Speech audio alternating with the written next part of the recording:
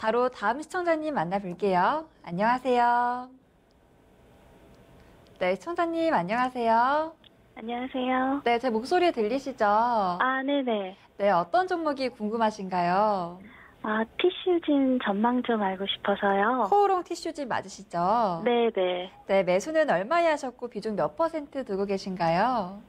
48,000원에 매수했고요. 네. 비중은 50%요. 네, 48,000원에 50% 비중 두고 계세요. 네네. 전망 궁금하다고 하셨는데요. 이번 네. 종목은 김동현 전문가께서 진단 도와드리겠습니다. 전문가님. 안녕하세요. 네, 안녕하세요. 네, 코롱 티슈진 지금 많은 바이오 기업들 중에서 코롱 티슈진을 고른 이유가 있으신가요? 주변 추천도 있었고요. 네네. 네, 그 인보사라는 그 약품도 있었고, 네. 그래서 앞으로 전망이 괜찮을 것 같아서 매수를 했거든요. 주식 투자하신 지 실례지만 좀 경력이 얼마나 되시나요? 주식 투자한 지는 얼마 안 되고요. 네. 티슈진 보유한 지도 한 5개월 정도 됐어요. 티슈진을 보유하신 지 5개월이시고 초보 투자자시고요. 네네. 앞서 우리 그 박근호 전문가님도 말씀을 주셨지만 바이오 기업들은 사실 그 매매 난이도 자체가 좀 높아요. 네. 어떻게 보면은 뭐랄까 투기성이 좀 강하다고 할 수가 있죠. 그리고 주식을 원래 이렇게 주식이라는 가격을 책정을 하는 어떤 기본적인 구조는요. 네. 첫 번째 이제 그 전통적인 기준은 그 양적인 기준이에요. 이게 이제 그냥 허상이 아니기 때문에 그 기업이 가지고 있는 실제화할 수 있는 자산 가치가 있고, 그리고 또 하나 이제 미래 가치가 되는 거죠. 앞으로 얼마나 돈을 벌 수 있느냐에 대한 가치. 네. 근데 바이오 기업들은 뭐 아시겠지만 대부분 미래 가치를 반영하고 있습니다. 네. 현재 실제 가치는 턱없이 고평가되어 있다고 밖에 볼 수가 없고요.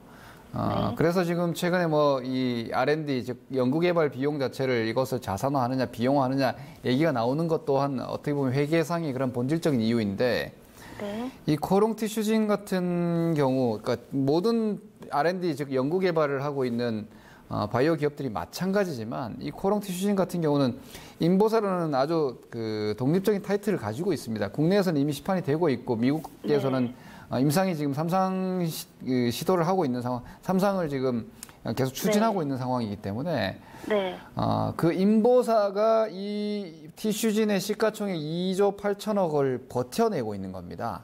네. 그러면 현재로서는 약간 이렇게 볼 수도 있는 거죠. 인보사라는 이 코롱 티슈진의 주가의 어떤 미래 가치 자체가 일정 부분 이미 반영이 되어 있어요. 네. 그렇죠? 왜냐하면 이 부분이 갑자기 나온 모멘텀이 아니고, 왜냐하면 코롱 티슈진 상장 자체가 인보사로 상장을 한 거니까. 네. 그렇기 때문에 상장 이후에 현재 프리미엄 또한 일정 부분 성공을 뭐 예측 내지는 기반영했다고 볼 수 있어요.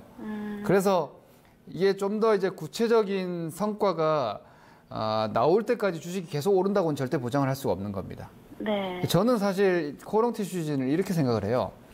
그 정말 많은 분들이 바이오 주식에서 조심해야 되는 부분이, 저는 셀트리온의 환상이라고 생각하거든요. 네네. 그 셀트리온이 수많은 매니아층이 있었습니다. 아주 오래전부터. 네. 그러면서 주가가 수도 없이 반토막과 회복을 오갔던 적이 있어요.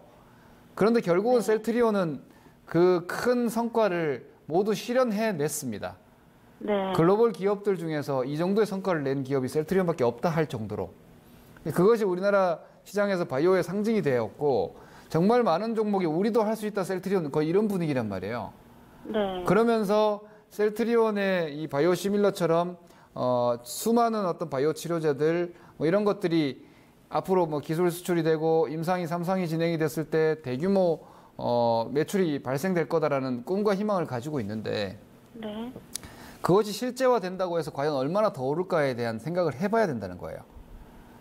그랬을 때 저는 그것을 어떤 미래 가치로서 완전히 개량하는 건 어떻게 보면은 거의 그냥 내 맘대로 숫자 노름이에요.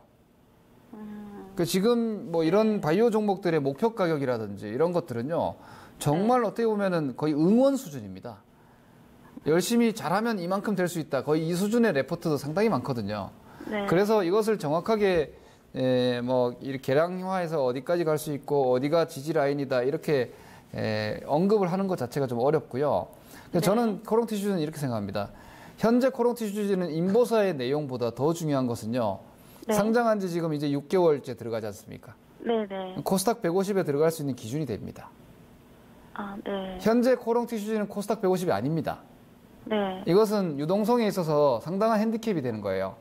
시가총, 코스닥 시가총액 10위권 안에 있는데 불구하고 이 종목은 상장 기간이 짧기 때문에 코스닥 150이 아닙니다.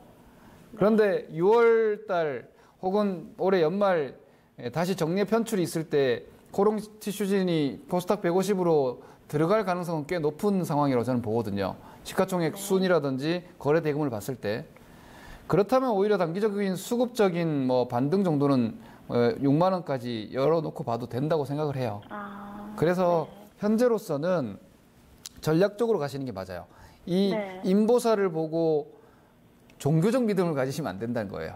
네. 예, 제가 이게 좀 농담처럼 말씀드리는데 바이오즈 정말 그렇게 신뢰감 거의 팬덤처럼 가져가시는 분들 많거든요. 네. 그렇게 하시다가 그것이 만약에 이루어지지 않았을 때 책임은 누가 집니까? 내 돈으로 져야 되거든요. 그렇죠?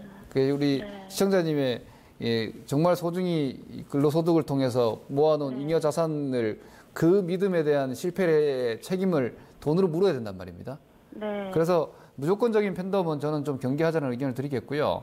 그리고 네. 코롱티슈진이 인보사라는 이 관절염 치료제 자체가 기존의 이 바이오 의약품이 아닌 기존 치료제보다 월등히 비쌉니다.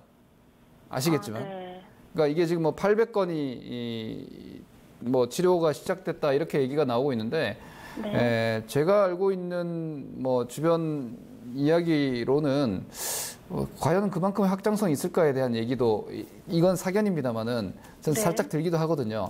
그런 어떤 기존의 치료제보다 왜냐하면 이게 한 번 맞는다고 해서 완전히 끝나는 게 아니기 때문에 또 맞아야 되고 또 맞아야 되거든요. 마찬가지거든요. 그것은.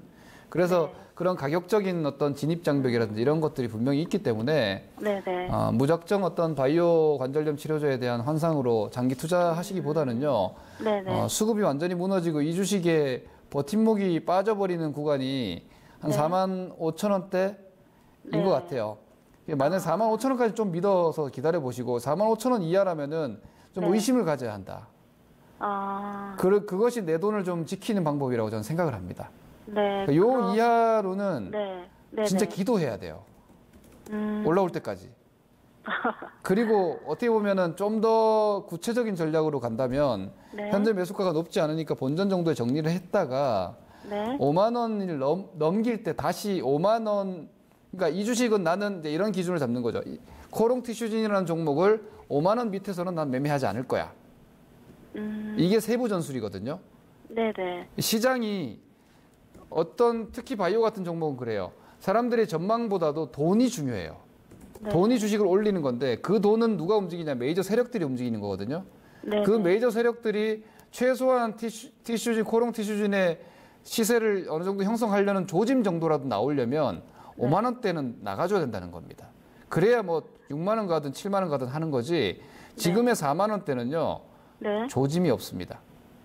아. 그렇기 때문에 단순히 막 팬덤처럼 이렇게 가셔서는 이 자산을 지키지 못한다. 네. 투자라는 거 주식시장에서 진입한 목적이 돈을 버는 거지만 버는 것 이전에 지키는 거라고 저는 생각을 해요. 네. 내 돈이니까. 네. 그죠? 남의 돈 벌기 위해서 내 돈을 잃을 수는 없지 않습니까? 네. 그게 투자의 기본이므로 이러한 기준을 좀 잡으시고 네. 전략적으로 그리고 아까 말씀드린 6월 달에 이 코스닥 150의 편입 기대감 이런 것들이 네. 5월 하순 정도부터 얘기가 나올 수 있다는 거 한 가지 염두에 두시고 네. 아까 말씀드린 가격 4만 5천 원과 5만 원 구간은 네. 오히려 네. 약간 소극적으로 보시자 이렇게 말씀드리겠습니다. 아, 그러면 죄송한데 질문 한 가지만 네네. 해볼까요? 그러면 5월 말까지는 일단 좀 지켜봐도 된다는 말씀이신가요? 가격 4만 5천 원 이하 내려갈 때는 저는 기다리지 않는 게 맞다고 봅니다. 아. 기간보다는요. 네. 다시 올라오면 그때 재매수를 차라리 하시더라도 쉽지 않겠지만 손절을 하고 재매수를 그렇죠. 하는 게 손절이라는 낫다는 의미 건가요? 자체가 더 큰 손실을 방지하기 위함이니까요. 네. 그렇게 보시기 바랍니다. 네, 감사합니다. 네, 고맙습니다.